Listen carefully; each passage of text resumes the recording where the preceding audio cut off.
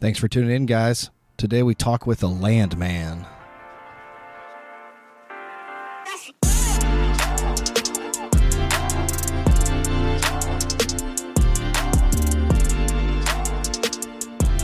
Okay, we're back, and the hits keep coming, and this episode is going to be a banger for sure. My next guest, he's out in Louisiana. Known Alex for a long time. I've been interested in what he's been doing and been kind of keeping eyes on him from afar. And when I reached out to him to hop on the podcast, he was super excited, super accessible, and very flexible. And I'm anxious to hear his story. What kind of spurred this on was I was at the fire station and watched a couple episodes of Landman, the new Billy Bob Thornton, Taylor Sheraton series. And it got me thinking, man, what is that like? What does a landman do? And sure enough, I know one. Alex was a former landman for a few years, and he's transitioned out of that, which we'll get into, but I wanted to focus more on the landman job. If you live out in Texas, certainly out in West Texas, you've probably heard the title, and today we're going to get into it. So without further ado, Alex Burke, thanks for coming on, buddy. Really glad to reconnect with you, Clay, and really love the job that I did for a number of years, and glad to share it with anyone who's interested. Yeah, so I appreciate that, and let's get into it. If you could just give me a quick intro, your name, what you did as a landman, what you do now, and how long you've kind of been in the profession. Yeah, so I'm Alex Burke, 40 years old, and I started as a landman in 2006. I had just graduated from college at LSU, and my degree was in English, actually.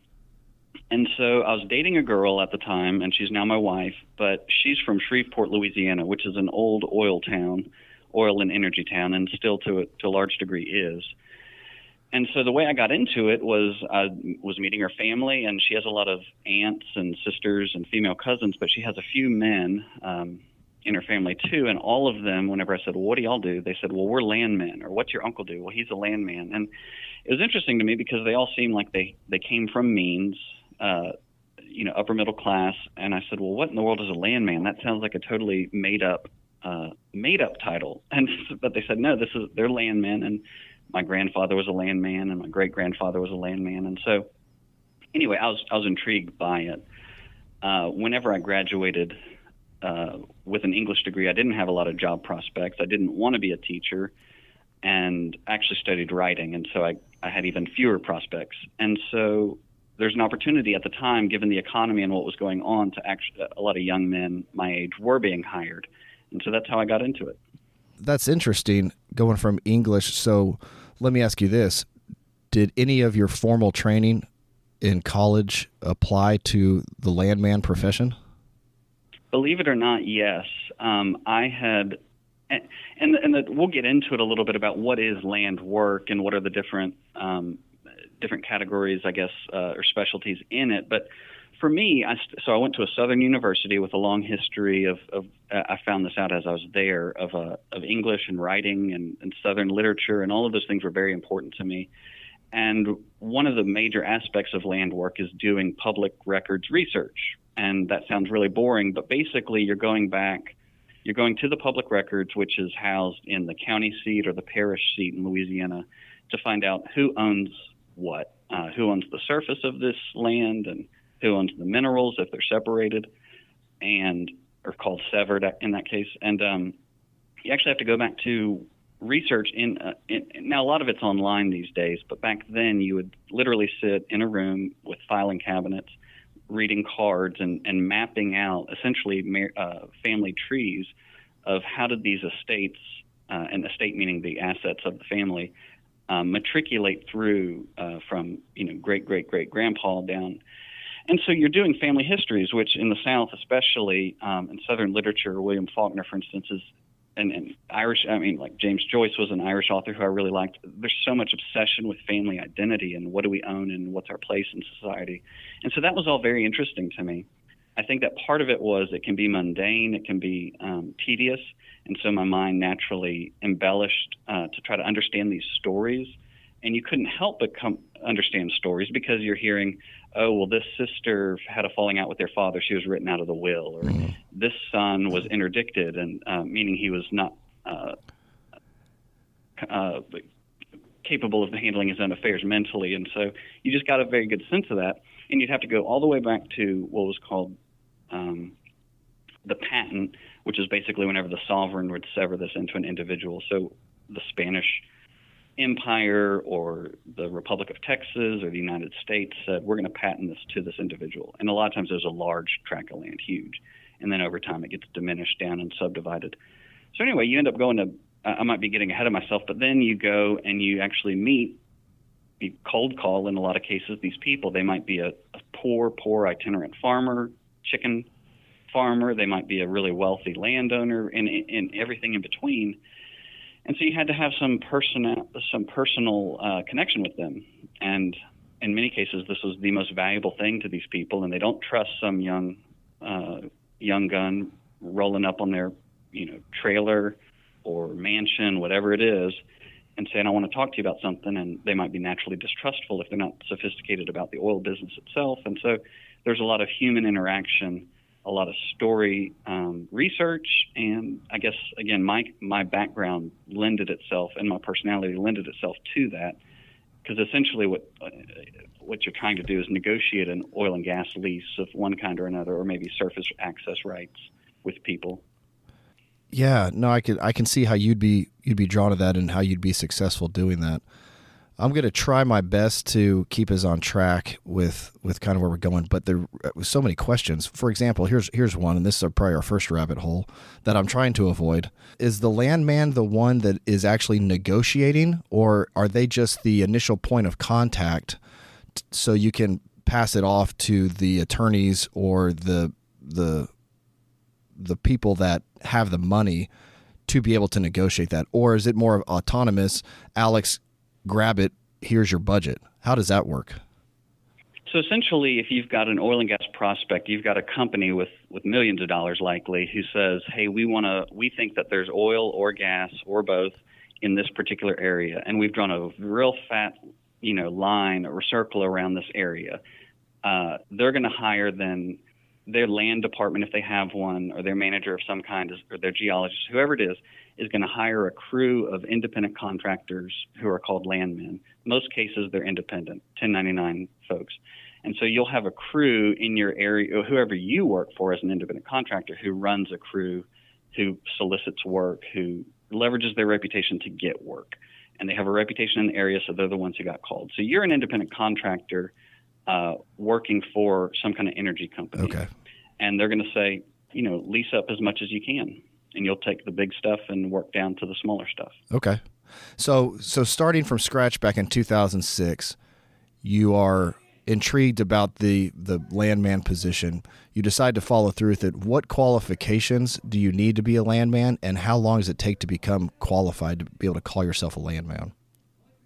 So essentially, the qualifications are fairly low. I worked in a crew with a what's called a brokerage that probably had 50 guys and ladies working in it. It was pretty big, sizable at that time. Of course, activity was pretty high at the time, but there were all sorts of different kind of people. There were people in their 50s and 60s. There were young men like me, and a lot of young men like me I really enjoyed that for what it's worth, with the camaraderie and the fraternal kind of feeling there. But most of them, I would say, had business degrees, business backgrounds, general studies, that kind of thing. I was one of the few people who had kind of a humanities background. But I would say that the core qualifications are less educational and more personality. Can you stay organized? Can you speak to people well and winsomely? Some people couldn't, and so they would do a lot of research, and they'd say, Alex, go close this out, because we do not want Jeff talking to anybody. And so you kind of have specializations within your group. But I would say if you're winsome, if you like talking to people, and you can be organized and even do some tedious work, you're qualified. What is the hiring process like? I know it's different now. I don't know if you can speak to it. How competitive is it to get your foot in the door with one of these brokers? Well, I would say the major I didn't feel like it was terribly competitive, because there was a hiring bonanza. And I think I did feel fortunate to get the job. I think that other people wanted to get into the job. Maybe they're doing real estate and they're like, man, my oil and gas, my landman friends are killing it. I want to do that. So I felt like the barrier to entry was fairly low for a guy like me to be able to get in. Of course, I had some family connections in the industry that helped, and they had some reputations that I was able to, that got that door open. I wouldn't say that it's terribly competitive to get in if the business is thriving, meaning the oil and gas business, if Sure. drilling activity is happening and things like that. Is it salary or commission based, or is it both, or how does the compensation work?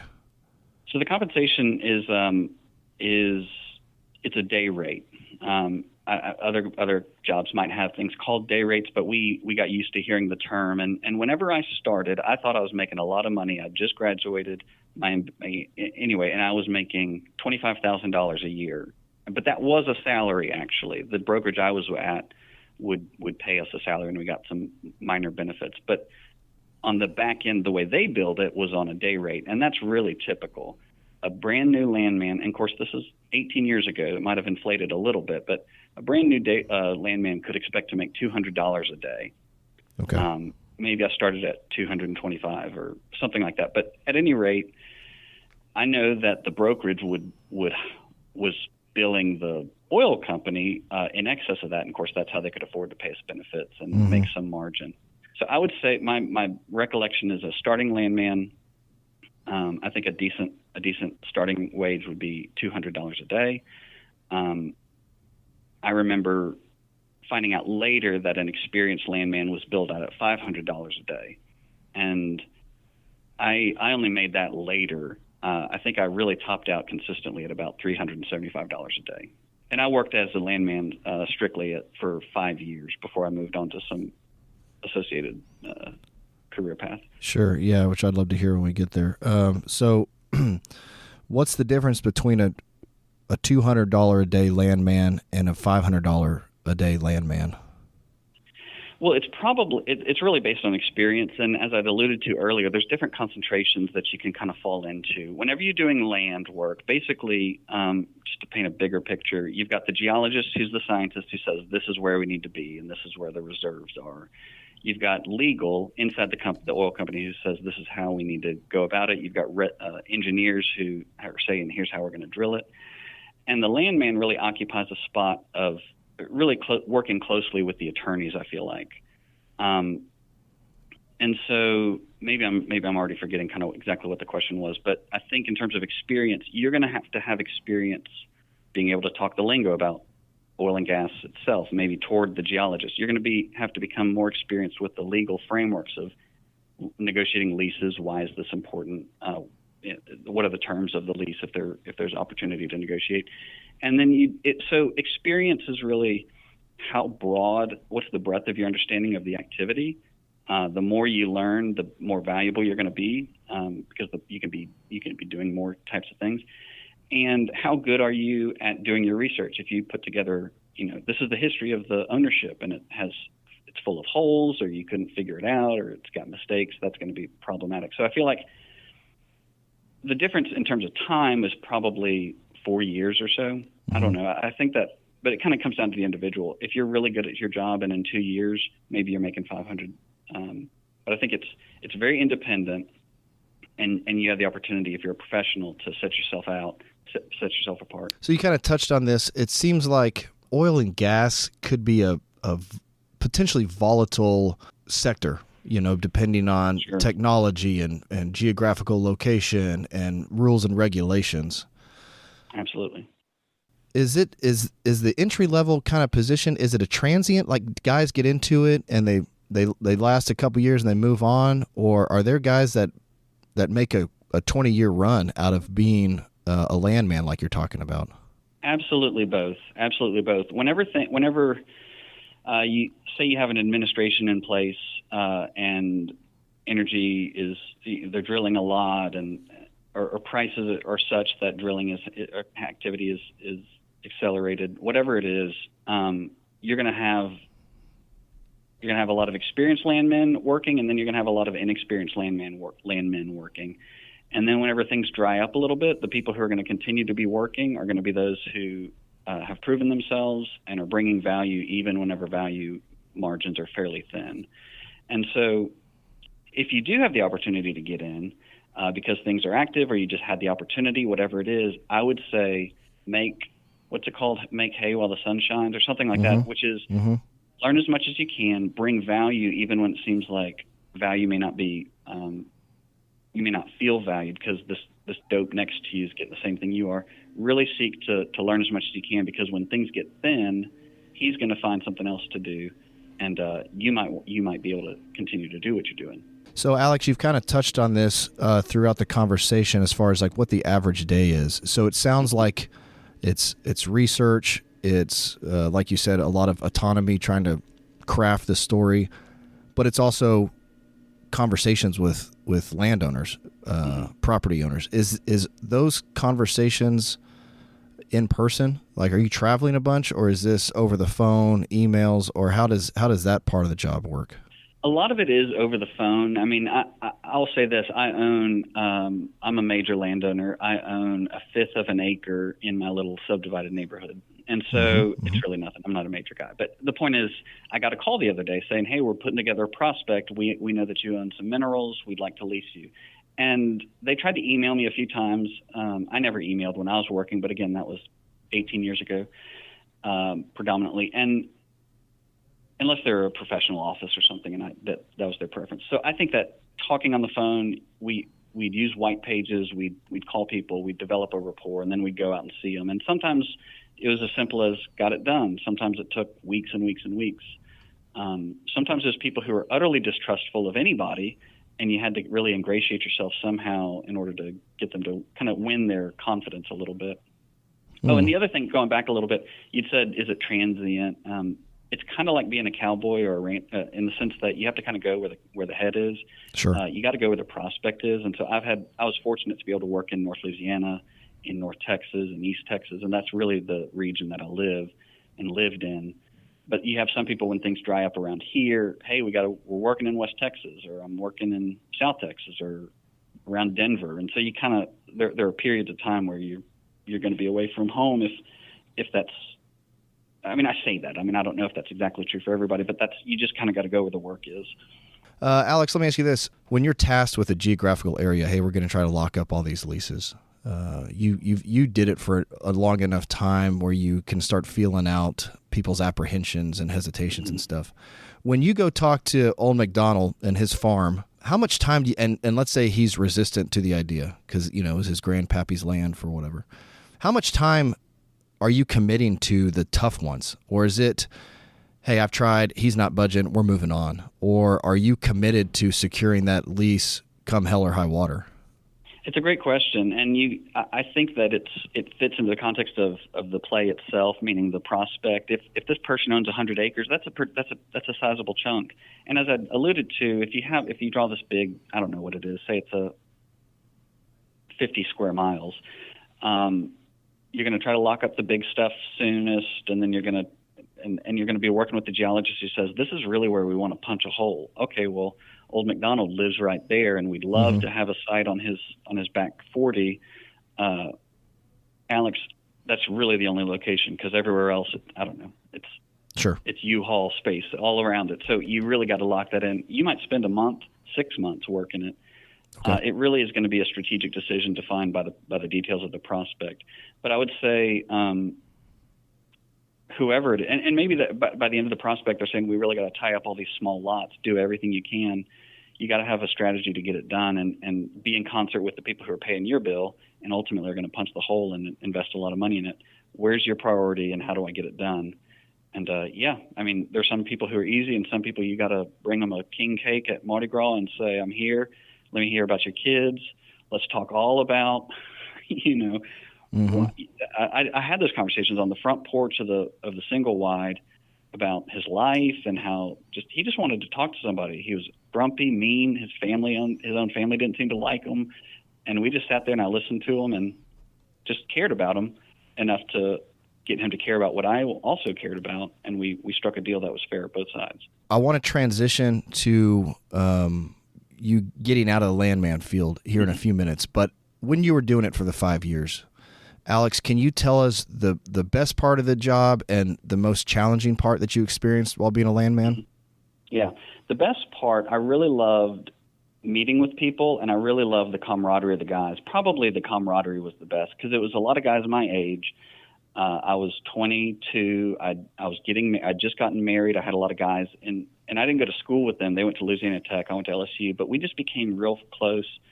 They were a lot of fraternity brothers, but they seemed to invite me into their group, and I loved that because in this case, we were from Shreveport. We worked in East Texas in Lufkin, so we were spending all week there. I wasn't married at the time, but was engaged, and we'd be grilling, we'd be talking, we'd be teaching each other things. I was trying to learn a lot too, and so I just loved that aspect. And whenever I finally did move out and did something, my career went elsewhere. That was the biggest thing I had to weigh. Am I ready to do this professionally? To kind of sacrifice, I don't know what they say.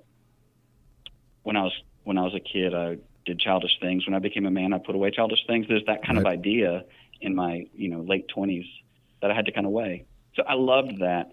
The hardest part for me was the work that I actually that needed to get done at this particular phase later in my career was a lot of research. So I had to work very closely with title attorneys, and I had to develop what was called abstracts, which were back from patent to the present, print out copies of all of the warranty deeds and conveyances that occurred, and build essentially a huge packet, a legal document, a record of title that you see whenever you buy a house, for instance. And that is just such meticulous work, so detail-oriented, and it's exhausting, and it was very challenging, but I became good at it and remained valuable for that. And then the other challenging part of that is I didn't do it all myself. I was the leader, and I had maybe 3 or 4 or 5 people under me who I was working with, and the mental toll on some of them was very difficult, and I had to kind of be critical of their work because we're putting our name on it, putting it in front of an attorney who's going to put his seal on it. And so just that was the direction that my work took me. I knew I had to be good at it, and it was challenging. It was very challenging. As we transition away from Landman, so you did that for 5 years, from 2006 to roughly 2011. Mm-hmm.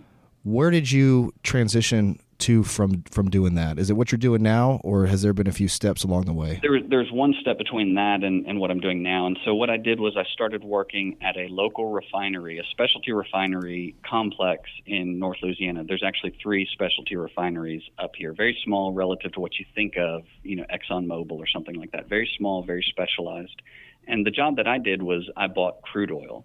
And so anything that happened after the crude oil arrived inside the plant, that was for the smart people to do. I was the business guy outside the fence. And you don't need to have a landman background to do that, but it was a great precursor because my boss and mentor was actually a landman for 30 years or something before he got that role. And the reason it was valuable is because we cared about the specific crude barrels that were coming in. We weren't buying huge volumes. We were very particular because we were specialties. And so I had to know how this production's being done. I had to know where it was. I had to know what prospects it came from, all the history, who are the owners, and just all of that research and understanding of the industry locally and from a land background, and also the negotiating of contracts and working with attorneys. All of that played a massive role in doing my job well at a refinery. Okay. In fact, I think that role, whoever is in that role, they're much better off having been a landman than maybe coming out of Houston from working in a trade floor, selling paper contracts and things like that. I really appreciated my background there. Let me ask you this, Alex. What happened in 2011 for you to consider getting out of being a landman? Was there something you can put your finger on, or is this just a natural progression of what people do in the industry? I don't think it's a natural. I feel like the natural progression. I'll answer this first. If you want to be a landman and you get to become an independent landman, the goal for everyone I worked with, at least, was to become in-house. And what that was rather than working for an independent brokerage, you would be hired by one of these oil companies and be their in-house person, who's an in-house landman, who's actually then who's the contact inside the oil company who's managing brokers. And so the goal for us as independents was, what if one day I could become an in-house landman? And that the reason we liked that is because we knew that that was career trajectory. It was security. You could be in one place. That was really always the goal, I feel like, for most of us. Mm-hmm. And I would say, again, going back to the administration, if you have an administration and you have an oil industry that's going well, and you've got a lot of private equity companies who have been investing in oil and gas startups, there's an option to do that. I think that there's going to be a current, kind of a contemporary and future opportunity to continue to do that. So anyway, the reason that I moved on is because there's an opportunity at this refinery. I had a familial connection and insight into that role. There was a succession plan, transition plan that was needing to take place, and I was able to step into that. Okay. And how long were you doing the specialty refinery stuff? I did that for about 9 years, and then in 2020 was laid off because just budget cuts around the company, and I'd survived for quite a while, and then just succumbed to it. There's a lot of new management at that time, and so I just was a victim of that, okay. Or casualty, I should say. Yeah. And then then I took a year off. By that time, I was 30-something years old. I have 3 young boys, and I always say I was young enough to do something bold, too old to do something stupid and reckless. And so I took a year to kind of figure out what I wanted to do. And then I started a defense contracting company manufacturing specialty fuels for some research activities with the Department of Defense. That seems pretty high speed. Did you have any experience with defensive contracts or alternative fuel sources or anything like that? That's a cool transition. How did you get into that? What was the precipice for that? I took part of that year that I took was trying to trust God and what His plan was for me. I knew enough of Sunday school to know that God loves His people, and so I really put my faith into that He hadn't forgotten and He wasn't neglecting me.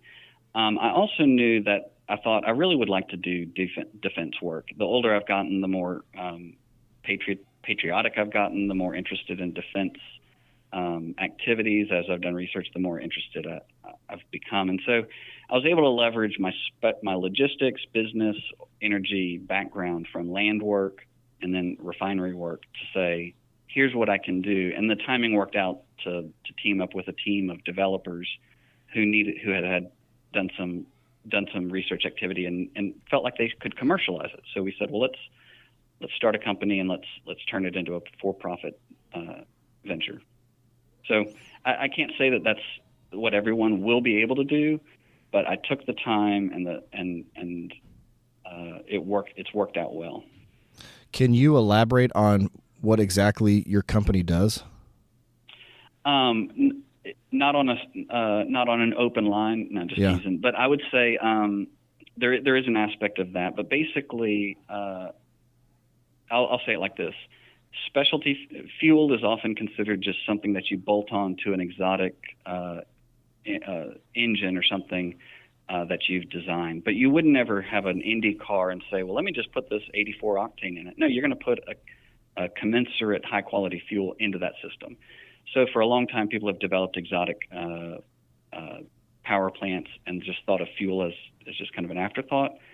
Engineering a fuel that is commensurate with the performance of this system is considering fuel an integral component of that system is really important. And so using some synthetic chemistry to design that, achieve that, and then leverage whether it's fuel efficiencies or power outputs or whatever it is that you're going after, basically customizing a fuel for a particular purpose is what we're doing. Interesting. Man, that sounds sciencey. Seems pretty technical. It is sciencey. Yeah, well, creative writing degree will get you there. That's where you go. Okay, so that's a good segue to my next question. So, Alex, removing anything regarding natural resources or fuel supply or oil, if you weren't, I know you went to school for writing, creative writing. Mm-hmm. If you weren't doing the Landman / refinery / Department of Defense stuff, have you thought about what you would, if that didn't play out, what would you be doing? You ever thought about that? I think about it often and maybe even daily. The way I would answer it is this. I think that God made me unique. I think that every listener, the same is true for them. And so what's our unique identity, our specifically unique identity? And as a kid, I always wanted to be an artist, and it took me a long time to figure out, what does that even mean? Does it mean that I like to create things? Does it mean that I'm a good painter? What does it mean? Because I did a lot of art before I became really mature as a writer. And the most satisfying thing about the work that I do and the work that I've always done has been creating value, identifying value, and then trying to maximize it and then provide it to the people who care about it. And so my son asked me that, what's your dream job? And I very humbly, but also with a lot of satisfaction said, really what I'm doing, because I feel like I am creating a company. I am creating a culture. I am proud of the work that I'm doing. It is mentally stimulating. And just maybe one last thing, there's nothing more insufferable for an artist than to be surrounded by other artists, because we're all, this is broad brush, but arrogant, full of ourselves, obviously, because we think that what we're saying is the most important thing. I've found that the most inspiration that I find is being around other people who are specialists in their field, a completely different field. So working with engineers, working with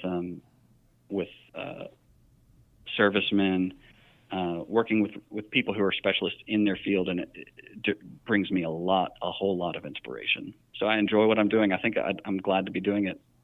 Yeah, that's really what I want to do. Yeah, good for you, man.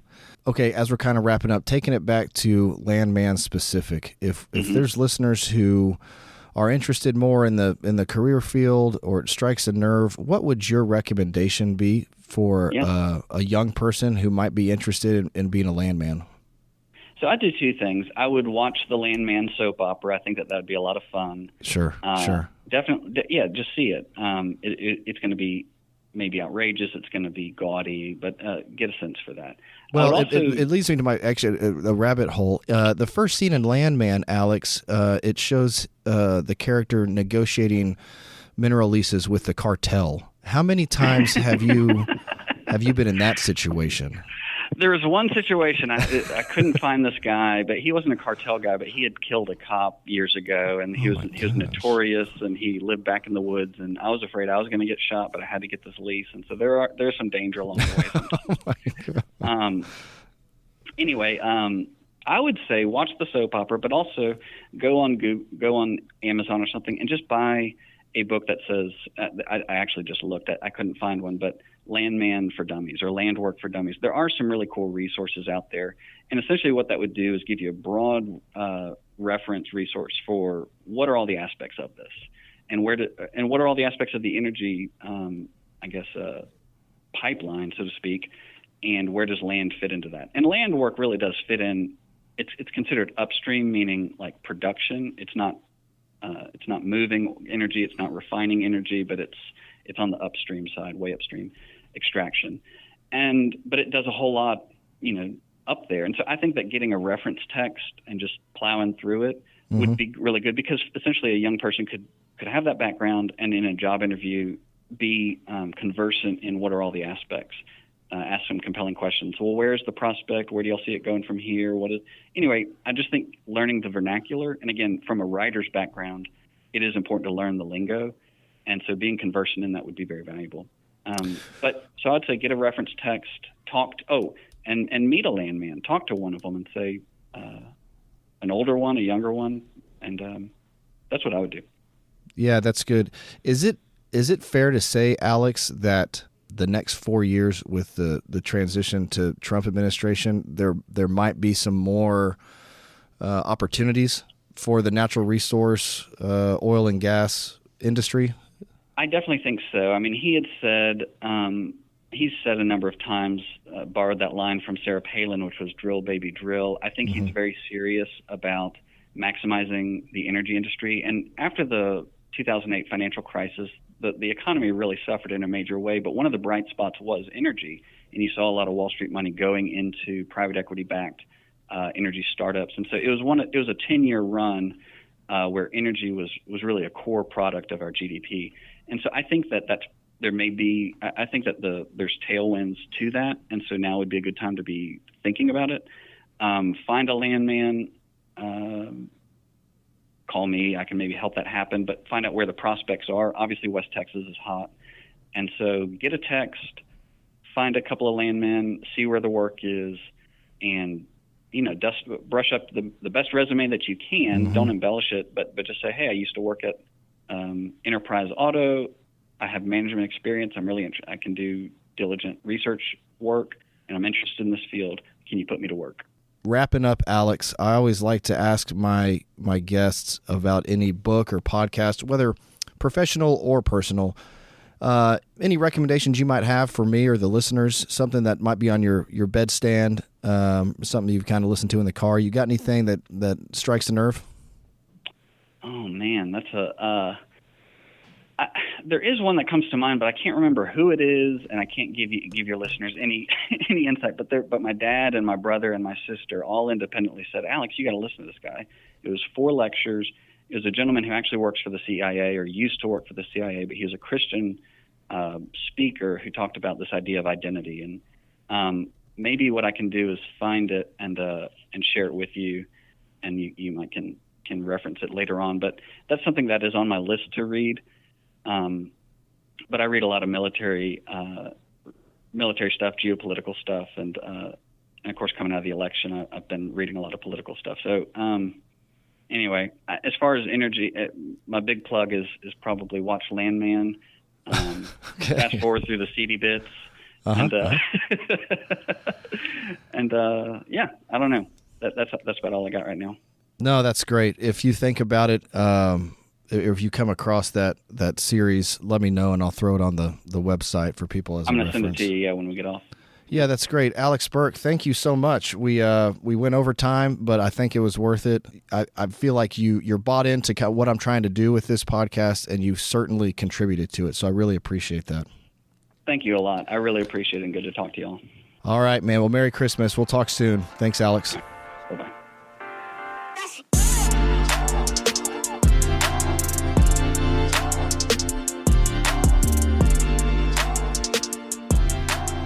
Thank you so much for listening. I hope you enjoyed the information and found it worth your time. We're always on the hunt for guests who are passionate about what they do and want to talk about it. So if you think you'd be interested in coming on, or if you're curious about a profession and want to know more about it, hit us up. We'll do our best to accommodate. Our email is info@myjobpodcast.com. We look forward to connecting with you. Have a great day.